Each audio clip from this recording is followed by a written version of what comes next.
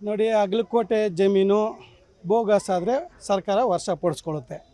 ಮುಲಾಜಿಲ್ದಿರ ವರ್ಷ ಪಡಿಸ್ಕೊಂಡ್ಲಿ. ಜೊತೆಯಲ್ಲಿ ಶಾಲೆ ಜಾಗ ಅಂತಂದರೆ ಸರ್ಕಾರದಲ್ಲಿ ಈಗಾಗಲೇ ಅದಕ್ಕೆ ವರದಿ ಕೂಡ ಕೊಟ್ಟಿದ್ದಾರೆ. ಇದು ಸರ್ಕಾರಿ ಜಾಗ ಅಲ್ಲ, ಇದು ಕ್ಲಿಯರ್ ಆಗಿರೋ ಪ್ರಾಪರ್ಟಿ ಅಂತ ಗೌರ್ಮೆಂಟ್ ಕೂಡ ವರದಿ ಕೊಟ್ಟಿದೆ. ನಾವು ಹೇಳೋದು ಏನಂತಂದರೆ, ಅಷ್ಟು ಮಾತು ಇದರಲ್ಲಿ ಇನ್ನೂ ಏನಾದರೂ ಕೂಲಂಕುಷವಾಗಿ ಇನ್ನೂ ಪರಿಶೀಲನೆ ಮಾಡ್ತಾಯಿದ್ದಾರೆ. ವರದಿ ಕೂಡ ಅದನ್ನು ಇನ್ನೂ DC ಆಫೀಸ್ಗೆ ವರದಿ ಕೂಡ ಕೊಡೋದಕ್ಕೆ ಕೇಳಿದ್ದಾರೆ. ಆದಷ್ಟು ಬೇಗ ವರದಿ ಬರಲಿ, ಅದರೊಳಗಡೆ ಸತ್ಯಾಂಶಗಳು ಹೊರಗಡೆ ಬರಬೇಕಂತ ನಮ್ಮದು ಕೂಡ ಒತ್ತಾಯ ಇದೆ. ಸರ್ಕಾರಿ ಶಾಲೆಗಳಿಗೆ ಉಳಿತದೆ ಅಂತಂದರೆ ಉಳಿಸೋದಕ್ಕೆ ನಾವು ಒಂದು ಕೂಡ ಕೈ ಜೋಡಿಸ್ತೀವಿ ಅಂತ ಈ ಮುಖಾಂತರ ಹೇಳಕ್ಕೆ ಬಯಸ್ತೀನಿ. ನೋಡಿರಿ, ಕೃಷ್ಣ ಬೈರೇಗೌಡರನ್ನ CM ಹೇಳಿದ್ರು ಕೂಡ ಅವರು ತಲೆ ಹಿಂಗೆ ಕೂಡ ಅಲ್ಲಾಡ್ಸಲ್ಲ ಅಂಥ ವ್ಯಕ್ತಿ. ಕೃಷ್ಣ ಬೈರೇಗೌಡರನ್ನ ಯಾರು ಕೂಡ ಮಿಸ್ಗೈಡ್ ಮಾಡೋದಕ್ಕಾಗಲಿ ಇನ್ನೊಂದು ಯಾರ ಕೈಯಲ್ಲಿ ಕೂಡ ಆಗಲ್ಲ. ಹಾಗಾದರೆ ಕೃಷ್ಣ ಬೈರೇಗೌಡರನ್ನ ಮಿಸ್ಗೈಡ್ ಮಾಡಿದ್ದಾರೆ ಅನ್ನಂಗಿದ್ದಾರೆ. ರಮೇಶ್ ಕುಮಾರ್ ಅವ್ರದ್ದು ಪ್ರಾಪರ್ಟಿ ಕೂಡ ಉಳಿಸ್ಕೊಬೋದಾಗಿತ್ತಲ್ಲ, ಯಾಕೆ ಉಳಿಸ್ಕೊಳಕ್ಕಾಗಿಲ್ಲ ಅಲ್ವಾ? ಅವ್ರ ಪ್ರಾಪರ್ಟಿ ಕೂಡ ಉಳಿಸ್ಕೊಬೋದಾಗಿತ್ತಲ್ವ? ಹಾಗಾಗಿ ಇದರಲ್ಲಿ ಯಾವುದೇ ಇವೆಲ್ಲ ಏನಂದರೆ ಯಾವುದರಲ್ಲಿ ಇದರಲ್ಲಿ ಸತ್ಯ ಯಾವುದೂ ಇಲ್ಲ. ಇವೆಲ್ಲ ಸತ್ಯಕ್ಕೆ ದೂರ ಇರೋಂಥ ವಿಚಾರಗಳು. ಹಾಗಾಗಿ ರಾಜಕೀಯದ ಒಂದು ಉದ್ದೇಶದಿಂದ ಇವೆಲ್ಲ ಮಾತುಗಳು ಮಾತಾಡ್ತಾ ಇದ್ದಾರೆ ಬಿಟ್ಟರೆ ಇದರಲ್ಲಿ ಯಾವುದು ಸತ್ಯ ಅಲ್ಲ ಅಂತ ಹೇಳಕ್ ಬಯಸ್ತೀನಿ. ICSE ಬೋರ್ಡ್ ಎಕ್ಸಾಮ್ನಲ್ಲಿ ಡಿಸ್ಟಿಂಕ್ಷನ್ ಫಸ್ಟ್ ಕ್ಲಾಸ್ನಲ್ಲಿ ವಿದ್ಯಾರ್ಥಿಗಳು ಪಾಸ್ ಆಗಿ 100% ರಿಸಲ್ಟ್ ಪಡೆದು ಜಿಲ್ಲೆಯ ಟಾಪ್ ಸ್ಕೂಲ್ ಪಟ್ಟಿಯಲ್ಲಿರುವ ಕೋಲಾರದ ಟಮಕ ಬಳಿ ಇರುವ ಸರ್ ಎಂ ವಿಶ್ವೇಶ್ವರಯ್ಯ ಇಂಟರ್ನ್ಯಾಷನಲ್ ಸ್ಕೂಲ್ನಲ್ಲಿ 2026-27ನೇ ಸಾಲಿನ ನರ್ಸರಿಯಿಂದ 10ನೇ ತರಗತಿಯವರೆಗೆ ದಾಖಲಾತಿಗಳು ಪ್ರಾರಂಭವಾಗಿದೆ.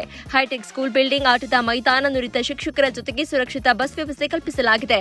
ಶಿಕ್ಷಣದ ಜೊತೆಗೆ ಸ್ಪೋರ್ಟ್ಸ್ನಲ್ಲಿ ಉತ್ತಮ ತರಬೇತಿ ನೀಡಿ ರಾಜ್ಯ ಹಾಗೂ ರಾಷ್ಟ್ರ ಮಟ್ಟದಲ್ಲಿ ಕ್ರಿಕೆಟ್ ಹಾಗೂ ಖೋ ಖೋ ಕ್ರೀಡೆಯಲ್ಲಿ ಹಲವು ವಿದ್ಯಾರ್ಥಿಗಳು ಭಾಗವಹಿಸಿ ಅನೇಕ ಪ್ರಶಸ್ತಿ ಪಡೆದಿದ್ದಾರೆ.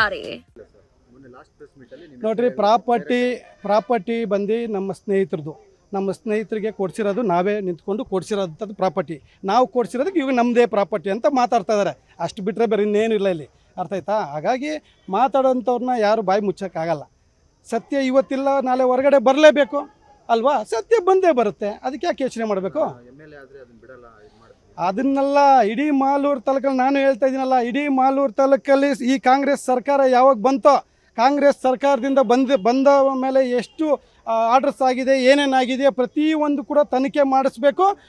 ತನಿಖೆ ಮಾಡಿ ಇದರಲ್ಲಿ ಎಲ್ಲೆಲ್ಲ ಅಕ್ರಮಗಳಾಗಿದೆ ಎಲ್ಲ ಕೂಡ ತೆಗೆಯುವಂಥ ಕೆಲಸ ನಾವು ಮಾಡ್ತೀವಿ ಅಂತ ಈ ಮುಖಾಂತರ ಹೇಳಕ್ಕೆ ಬಯಸ್ತೀನಿ.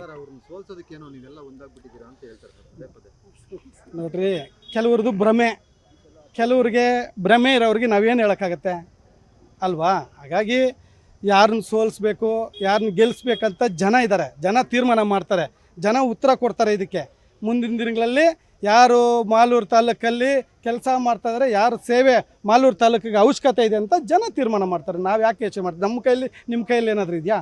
ಏನಿಲ್ಲ, ಜನರ ಕೈಯಲ್ಲಿರುತ್ತೆ. 2028ಕ್ಕೆ ಯಾರು ಮಾಲೂರು ತಾಲೂಕು ನಾಯಕರು ಬೇಕು ಅಂತ ಹೇಳ್ಬಿಟ್ಟು ತೀರ್ಮಾನ ಮಾಡ್ತಾರೆ. ಏನಾಯ್ತು ಇವಾಗ ತಮಿಳ್ನಾಡಲ್ಲೇ ಏನಾಯಿತು? ವಾಶೌಟ್ ಆಗಿಲ್ವಾ? ವಾಶೌಟ್ ಆಗಿಲ್ವಾ? ಆ ಥರ ಮಾಲೂರು ತಾಲೂಕಲ್ಲಿ ಕೂಡ ಆಗುತ್ತಂತ ಈ ಮುಖಾಂತರ ಹೇಳಕ್ಕೆ ಬಯಸ್ತೀನಿ. Thank you.